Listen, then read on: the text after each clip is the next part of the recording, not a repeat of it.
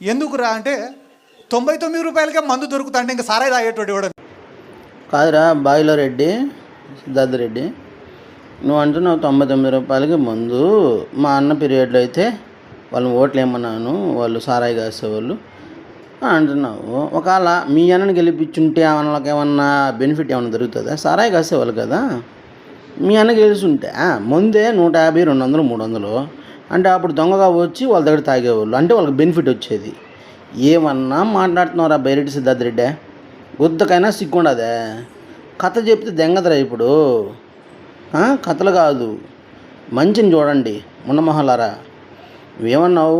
మీ అన్న పీరియడ్లో వాళ్ళు దొంగ సరాయి కాసేవాళ్ళు, మా అన్నకేంట్రా ఓట్లు అన్నావు, అవునా?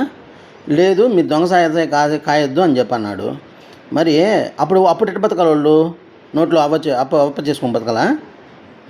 ఏం చెప్తారా నా కొడుకు?